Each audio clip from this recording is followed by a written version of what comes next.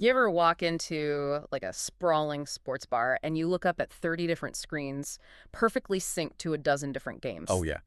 It's everywhere. Right. And you think, how does this actually work? Well, the answer is often this invisible $799 piece of hardware called the Kiloview KVW-RMG-300 V2 Cradle Series Media Gateway Module Card.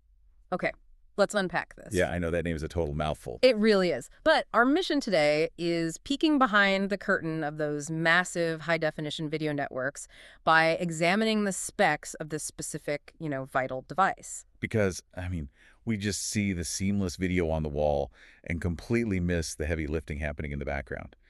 To understand what a media gateway actually does, we first have to address the absolute chaos of modern video formatting. Oh, the formatting is a nightmare. It really is. You have all these different video streams coming in from cameras, computers, and servers, and they absolutely do not speak the same language. Right. So it's like a high-speed UN interpreter, basically, taking in a chaotic mix of digital languages and just translating them in real time. What's fascinating here is the specific specs on how it does that. Yeah. It supports cross-conversion for up to 9 different protocols, Wait, 9? Like what? like NDI, HX, SRT, RTMP, and HLS.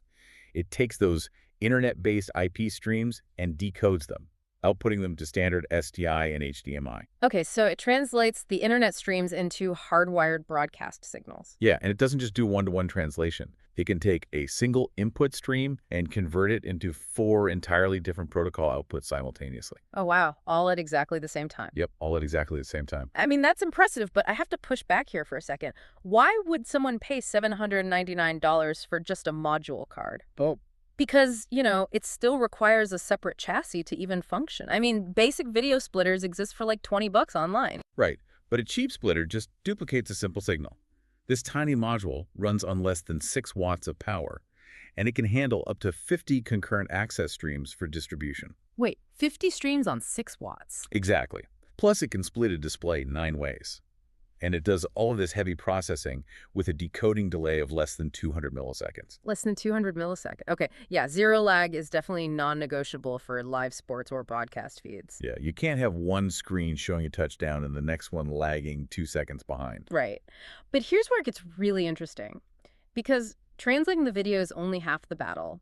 There's a human element buried in the HDTVSupply customer reviews for this gear. Oh, right. The review from John M. Yeah, John M. He noted that when he called in for help, the tech support staff was, quote, less than friendly. Which is always fun to deal with. Totally. But he made sure to add that they successfully answered his really complex question. It's funny, right? No matter how advanced the IP video decoding is, someone still has to pick up the phone and figure out how to actually configure the thing. Exactly. Some poor installer braving grumpy tech support. If we connect this to the bigger picture, knowing about these high-end, behind-the-scenes devices really changes how you view everyday media consumption. Oh, absolutely. We're just surrounded by invisible modules working flawlessly in the background, so we can sit back and be entertained. So what does this all mean? Well, the magic of modern video isn't magic at all. It's just incredibly hardworking, specialized hardware. And the people plugging it in. Right. But that leaves a question for you to mull over. The next time you see a perfectly synchronized multi-screen video wall, think about those tiny modules and wonder, as internet speeds increase, will these physical hardware modules eventually be replaced entirely by cloud processing? Or will a localized physical media gateway always be the unsung hero of live events?